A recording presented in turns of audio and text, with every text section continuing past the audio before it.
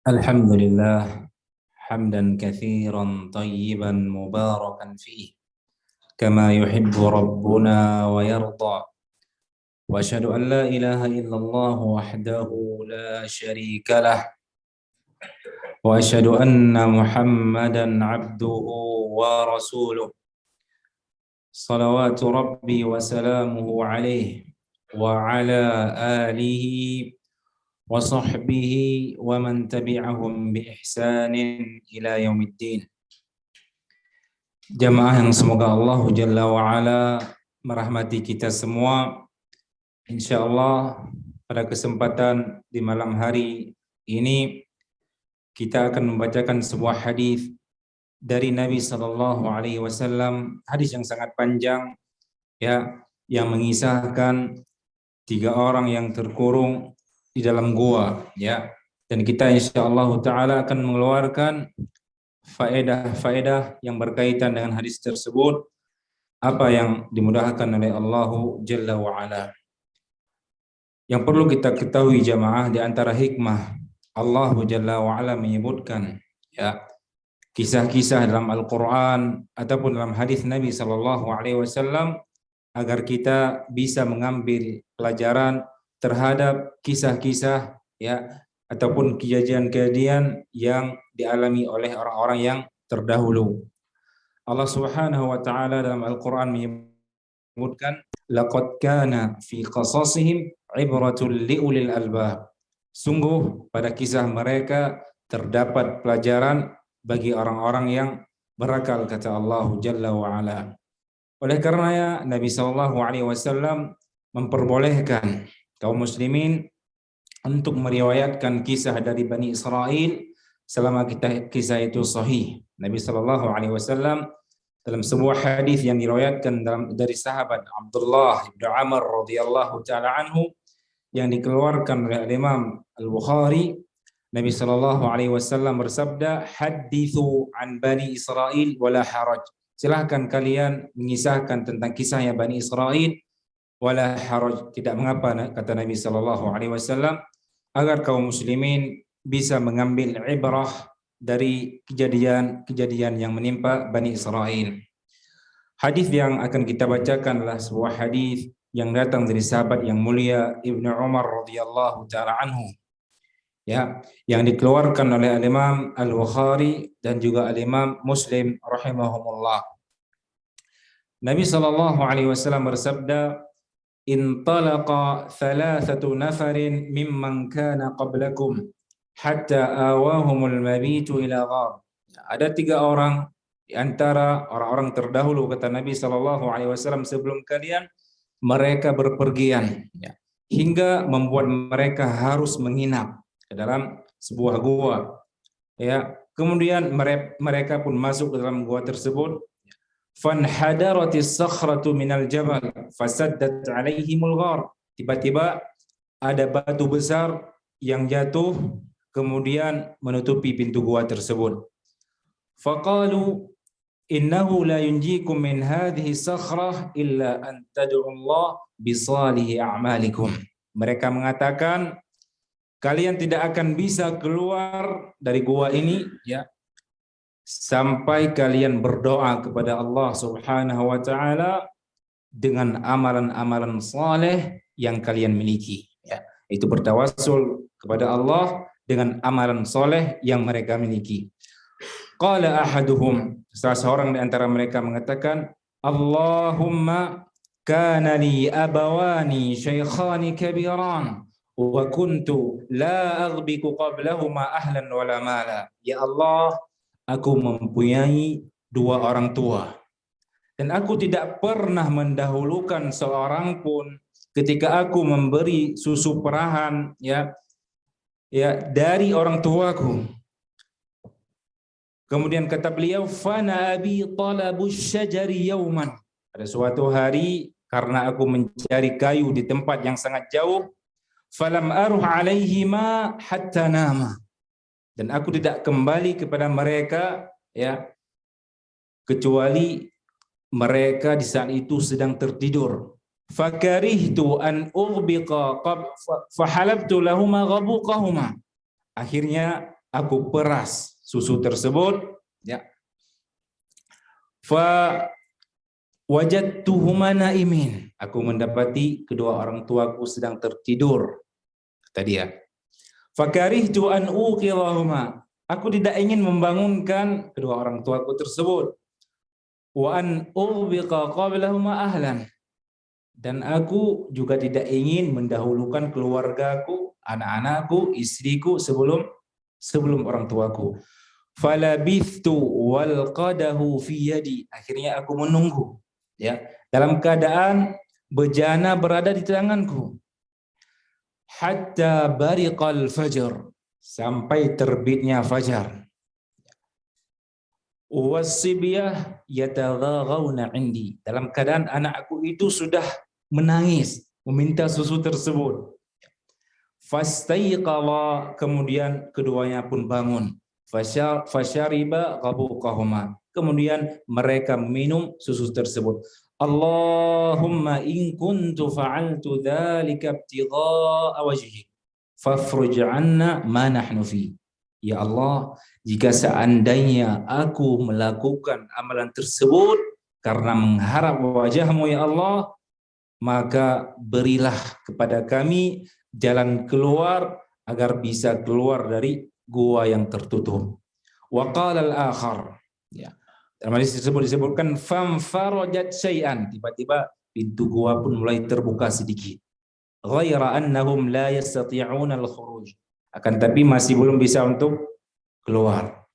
Wa qala al-akhar, yang kedua mengatakan, Allahumma kanat li bintu ammi, aku mempunyai anak perempuan, anak pamanku. Wa kanat ahabban nasi ilayya, aku sangat mencintai dia. Fa aradtuha an nafsiha, ya, pada suatu hari aku menginginkannya untuk berbuat fahisyah, berzina dengan laki-laki tersebut. Famtana'at, dia pun tidak mau, menolak. Hatta alammat bihi sanatun minas sinin, hingga, ya, pada suatu hari ketika berlalu beberapa tahun, ja'atni, ya, karena dia merasakan ekonominya yang membutuhkan sesuatu, dia pun datang kepada aku. Fa'ataituha 20 wa 100 dinar, aku pun memberikan kepadanya 120 dinar. Dinar jamaah itu terbuat dari emas, ya. 120 dinar bukan harta yang sedikit, ya, tapi harta yang banyak.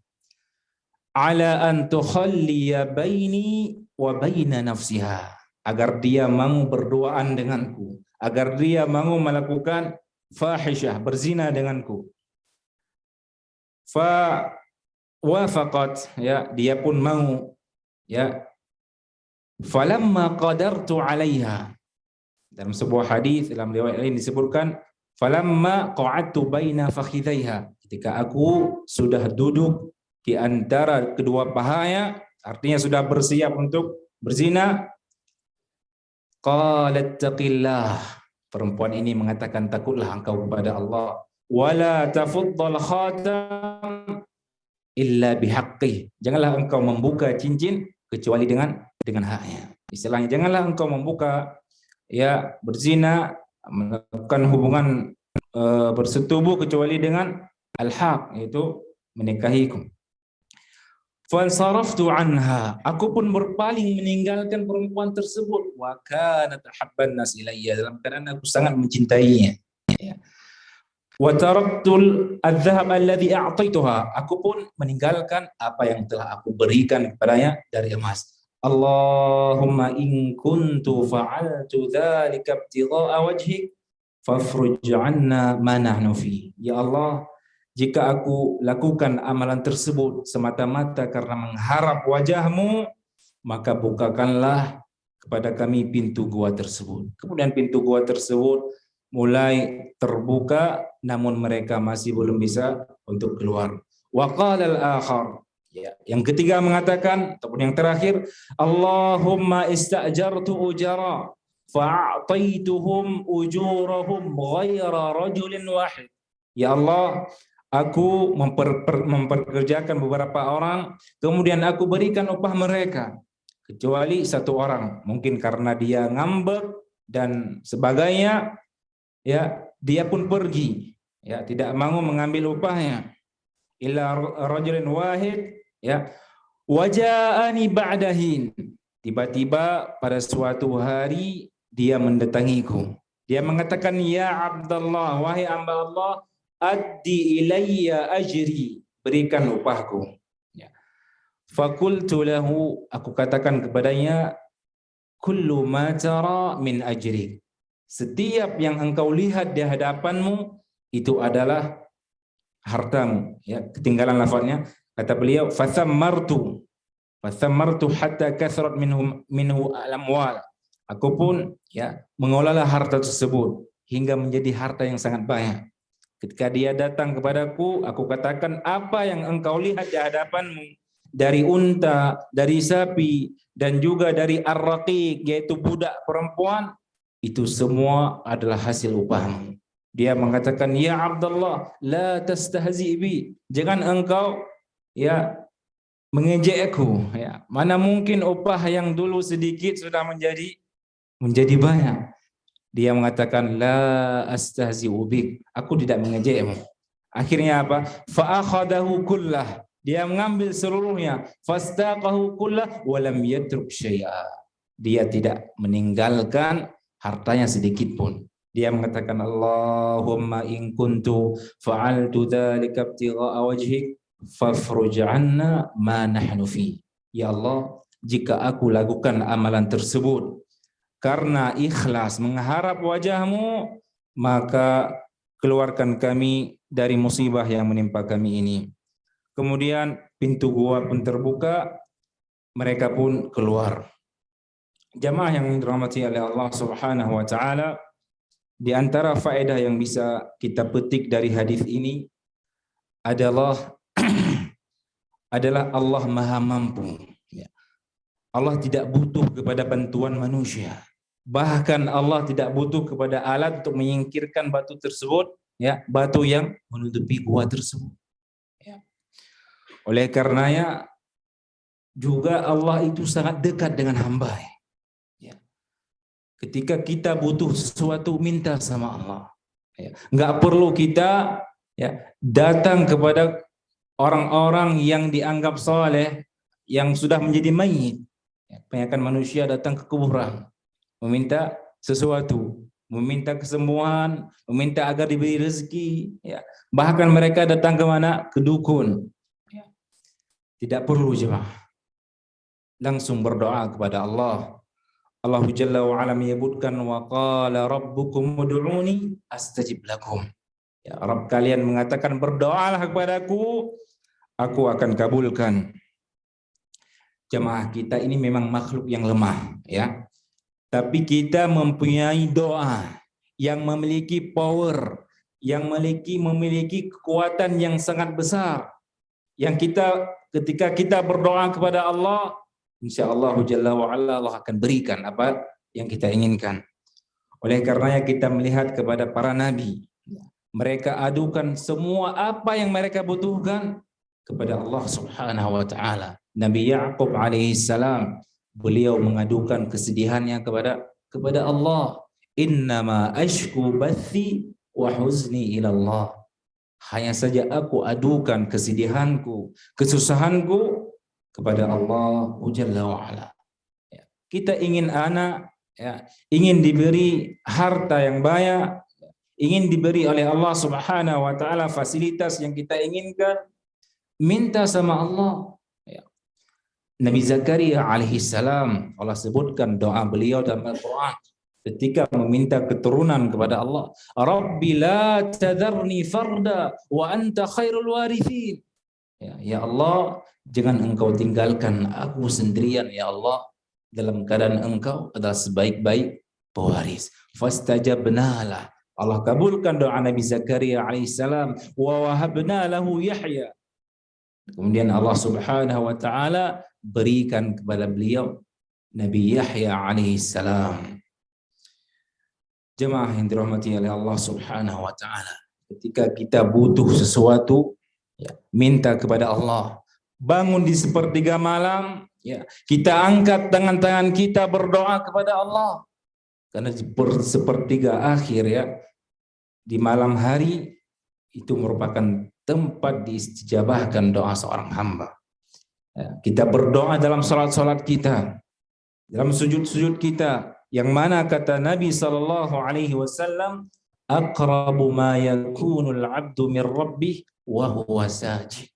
Keadaan yang paling dekat ya, seorang hamba dengan Rabbnya yaitu Allah adalah ketika dia sujud. Fa'akthirud du'a, kata Nabi SAW. Oleh karenanya berbanyaklah kalian berdoa dalam sujud-sujud kalian. Ya. Ibnu Mas'ud radhiyallahu taala anhu mengatakan, ma dumta fis shalah fa innaka taqra'u babal malik. Wa man yaqra'u babal malik yuftah lah. Selama engkau masih berada di salatmu, kata Ibnu Mas'ud, itu hakikatnya engkau sedang mengetuk pintunya rajanya para raja, yaitu Allah Subhanahu wa ta'ala. Dan barang siapa yang mengetuk pintu Allah, maka pasti Allah Jalla wa ala akan bukakan pintu tersebut untuknya, jemaah. Ya. Oleh karenanya jangan pernah kita berputus asa untuk berdoa kepada Allah. Terlebih lagi doa merupakan sebuah ibadah. Ya. Kita hanya butuh yakin ketika berdoa. Yakin bahwasanya Allah Jalla wa'ala akan kabulkan doa tersebut. Dikarenakan ketika kita tidak yakin Allah ya kabulkan doa kita, maka Allah Jalla wa'ala tidak akan kabulkan doa tersebut. Nabi SAW mengatakan, ud'ullah wa antum muqinuna bil ijabah fa inna Allah la yaqbalu du'aan min qalbin ghafillahin. Berdoalah kalian kepada Allah dalam keadaan kalian yakin, hati-hati kalian yakin Allah akan menerima, Allah akan kabulkan doa kalian. Karena Allah tidak akan mengabulkan doa dari hati-hati yang dia tidak mau berbaik sangka kepada Allah, yang dia tidak yakin bahwasanya Allah Jalla wa'ala akan menerima doanya. Bahkan jemaah, ketika kita minta kepada Allah, Allah itu senang. Nah, semakin kita berdoa kepada Allah, memperbanyak doa kepada Allah, Allah itu akan semakin cinta sama kita. Ya. Oleh karenanya Nabi SAW dalam sebuah hadis menyebutkan, man lam yas'alillah yaghdab alaih. Barang siapa yang tidak meminta kepada Allah, tidak berdoa kepada Allah, Allah akan marah kepada dia. Berbeda dengan manusia. Manusia semakin kita minta, mungkin dia semakin merasa risih sama kita. Ya Abu Syibah. Ya. Bahkan mungkin dia akan berusaha menjauh dari kita. Ya. Karena kan kita sering meminta-minta sama dia. Oleh karenanya disebutkan oleh seorang penyair Arab, la tas'alanna bani Adam hajatan. Jangan pernah engkau meminta sesuatu kebutuhan apapun kepada Bani Adam. Wasalilladzi abwabuhu la tuhjabu.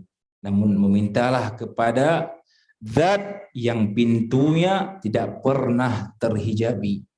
Ya, yang pintu Allah Subhanahu wa ta'ala senantiasa terbuka untuk hambanya. Allahu yaghdabu in tarakta su'alahu. Allah itu marah ketika engkau meninggalkan untuk meminta kepada Allah.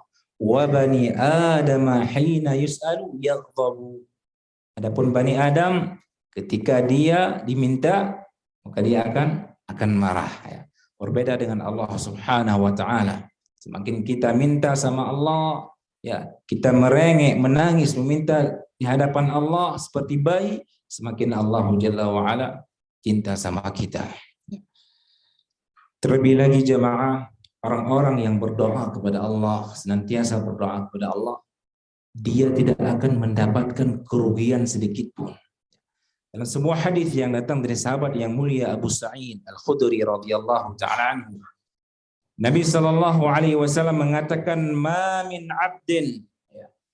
min muslim yas'alullah bida'watin laisa fihi ithmun wala qat'u rahim illa a'tahu Allah ihda thalath.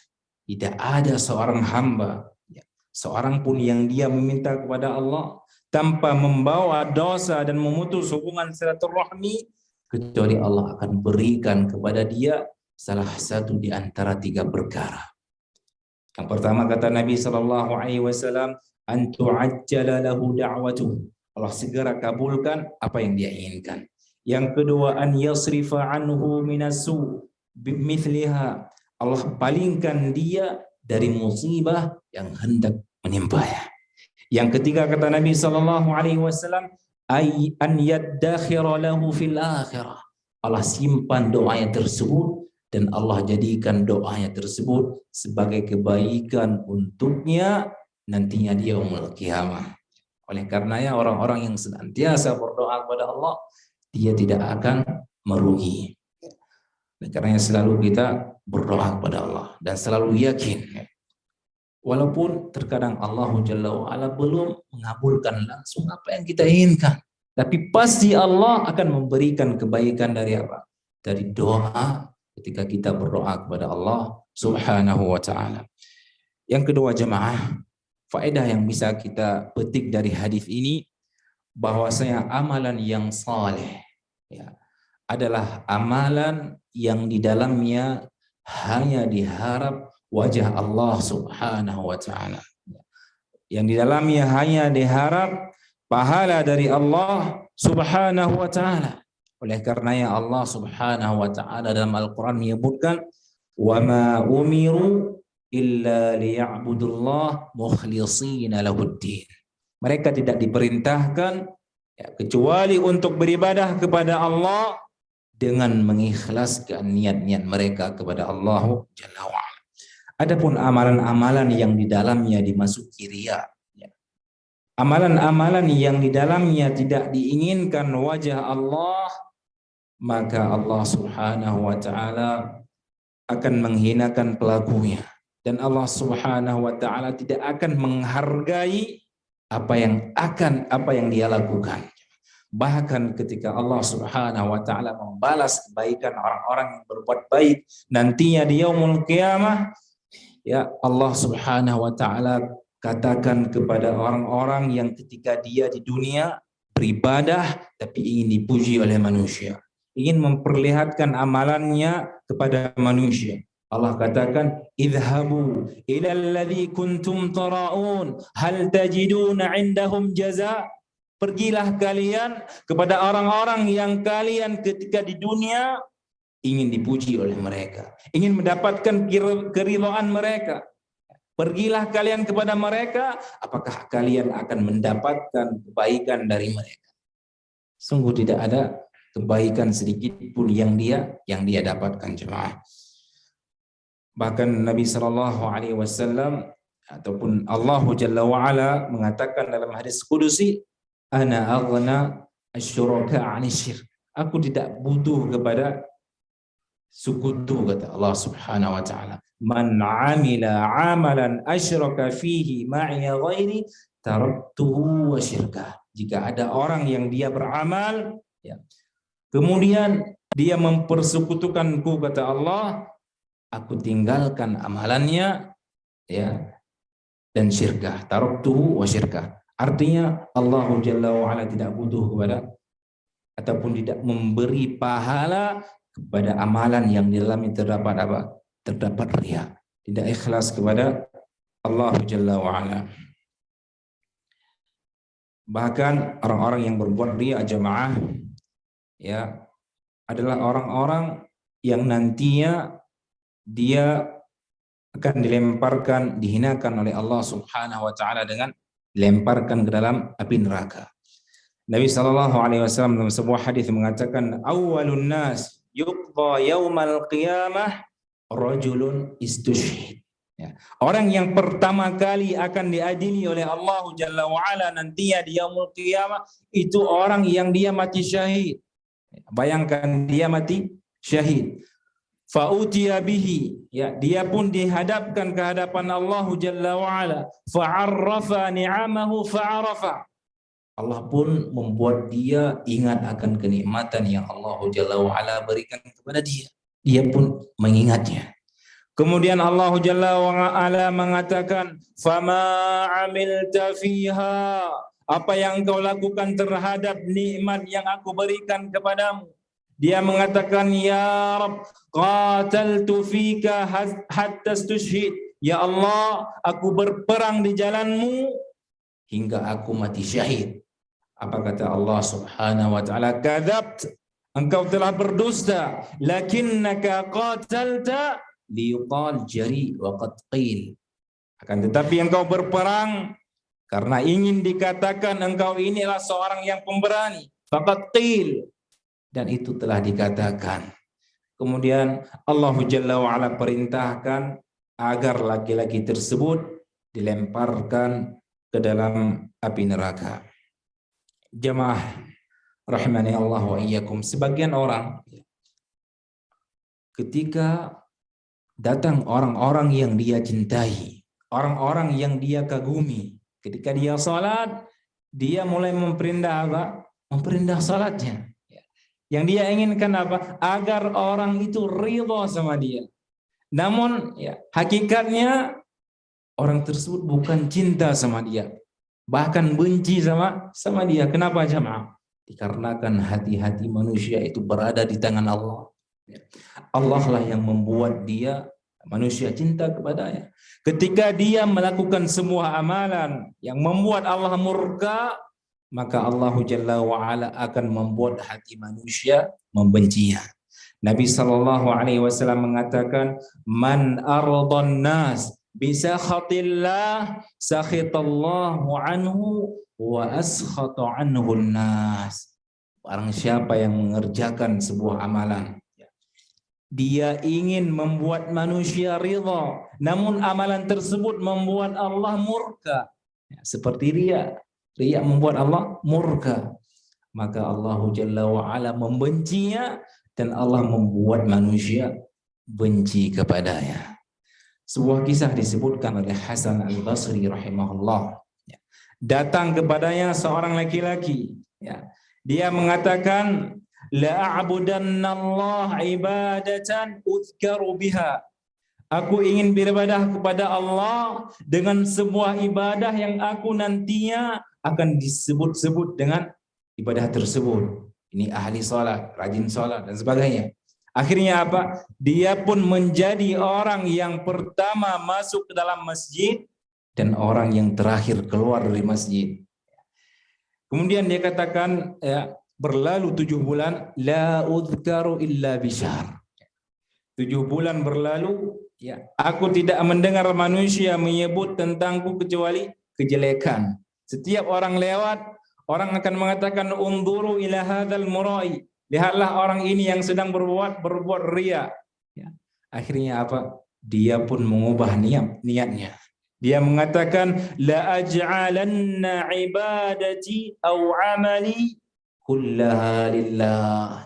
Aku akan jadikan amalanku seluruhnya untuk Allah Subhanahu wa taala. Hanya sekejap, jemaah. Ketika dia ubah niatnya, Allah Jalla wa Ala membuat manusia cinta kepadanya. Akhirnya kata beliau, setiap ada orang yang lewat, mereka mengatakan, "Unduru rahimallah fulan." Semoga Allah merahmati si fulan. Karena hati-hati manusia di tangan Allah Jalla wa Ala. Jangan pernah kita merasa ketika kita melakukan sebuah ibadah ingin membuat manusia cinta kepada kita, mereka akan cinta sama kita. Tidak, jemaah. Bahkan mereka akan benci sama kita. Karena Allah yang akan membuat mereka benci sama kita. Ketika kita membuat Allah Jalla wa Ala murka. Kemudian di antara faedah yang bisa kita petik dari hadis ini, yaitu bolehnya bertawassul dengan amalan saleh. Misalkan kita mempunyai amalan saleh, ketika kita berdoa kepada Allah, kita bertawassul dengan amalan saleh tersebut. Dalam hadis ini ada 3 orang yang bertawassul. Yang pertama bertawassul dengan baktinya kepada kedua orang tuanya. Yang kedua dan juga yang ketiga, mereka bertawassul dengan amalan soleh yang mereka miliki. Di antara hal yang boleh diperbolehkan untuk seseorang bertawassul dengannya, yaitu dengan nama-nama dan sifat Allah Subhanahu wa taala. Ya. Allah Subhanahu wa taala mengatakan walillahi asmaul husna fad'uuhu biha. Allah Jalla wa ala mempunyai nama-nama yang husna, maka hendaklah kalian berdoa kepada Allah dengan menggunakan nama-nama tersebut. Misalkan ya Rahman ataupun ya Rahim irhamni. Wahai Zat yang Maha Penyayang, sayangilah aku. Ya Razzaq urzuqni. Ya Allah, Zat yang Maha memberi rezeki, berikan kepadaku rezeki. Ya.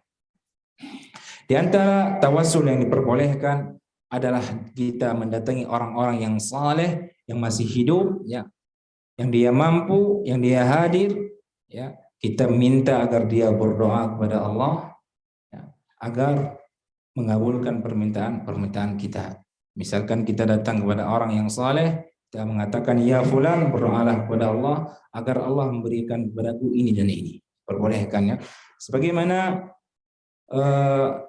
para sahabat Nabi Shallallahu Alaihi Wasallam ketika terjadi paceklik atau Umar radhiyallahu taala anhu datang kepada Abbas, pamannya Nabi Shallallahu Alaihi Wasallam, meminta Abbas untuk berdoa kepada Allah Jalla wa Ala agar meminta kepada Allah Jalla wa Ala untuk diturunkan hujan. Dan ini diperboleh. Ada syarat tiga syarat yang diperbolehkan kita bertawassul kepada yang manusia. Apa syarat yang pertama? Ada yang bisa menyebutkan? Ayyakuna hayy, dia hidup, ya. Wa hadir, dia hadir. Yang ketiga, dia mampu. Sebagian kaum muslimin jamaah pada hari ini mereka datang ke kubur. Ini musibah yang menimpa kaum muslimin. Di Mesir ada kuburan Al-Badawi, namanya Ahmad Al-Badawi. Ma'ruf, ya.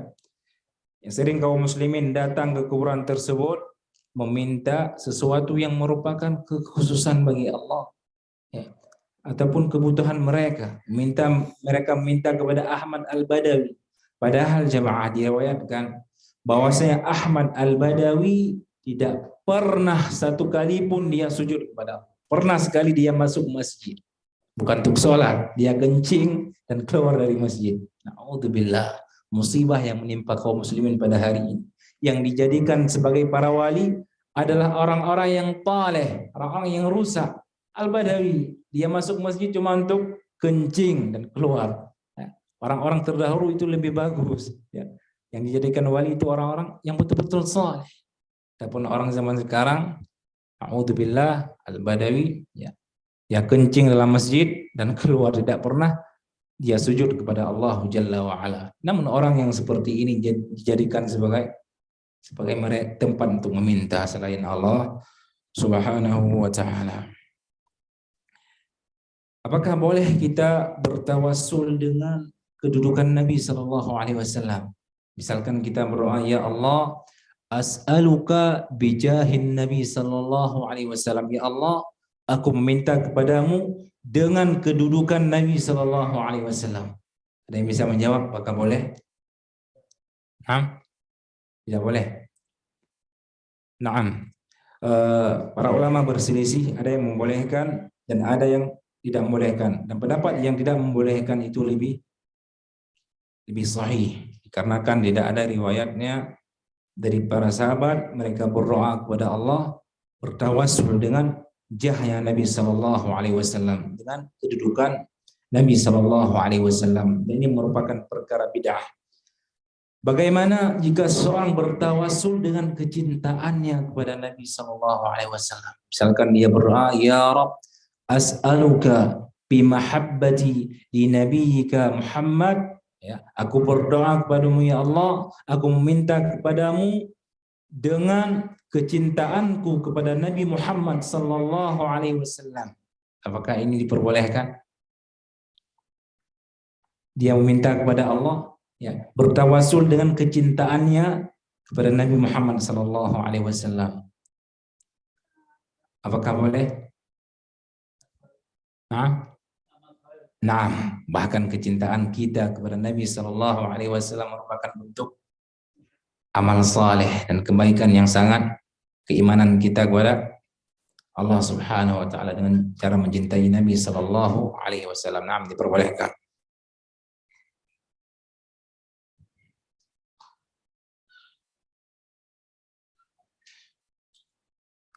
Kemudian jemaah, di antara faedah yang bisa kita ambil dari hadis ini yaitu agungnya berbakti kepada kedua orang tua.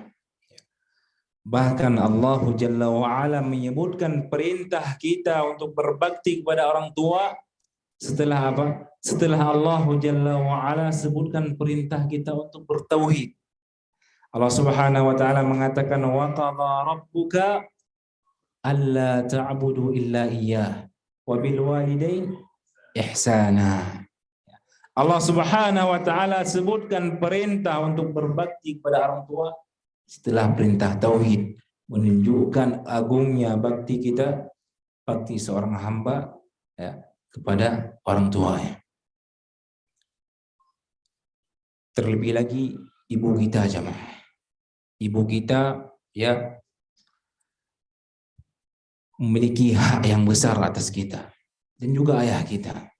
Ibu kita bersusah payah hamil ya, hari demi hari keberatan yang dia rasakan di perutnya. Ketika kita menangis di malam hari, siapa yang bangun? Ibu kita. Ya. Oleh karenanya, ketika datang seorang laki-laki kepada Nabi Sallallahu Alaihi Wasallam, dia mengatakan, Ya Rasulullah, man ahaqqun nas bi husni sahabati. Ya Rasul, siapa manusia yang pantas aku berbuat baik kepadanya? Apa kata Nabi Sallallahu Alaihi Wasallam? Ummuk, ibumu. Kemudian Nabi Sallallahu Alaihi Wasallam ditanya, "Thummaman?" Kemudian siapa wahai Nabi? Nabi mengatakan ummuk. 3 kali diulangi oleh Nabi Sallallahu Alaihi Wasallam. Dan juga orang tua kita yang laki-laki, bapak kita, membanting tulangnya untuk menafkahi kita jemaah. Kita harus berbakti kepada mereka. Di antara dalil yang menunjukkan agungnya bakti kita terhadap orang tua adalah Allah Jalla wa'ala menjadikan durhaka kepada orang tua termasuk dosa besar. Nabi Sallallahu Alaihi Wasallam menyebutkan al-kabair, ya, di antara dosa-dosa besar uququl walidain, yaitu durhaka kepada kedua orang tua. Selama orang tua kita masih hidup jamaah, kesempatan untuk kita berbakti. Ya.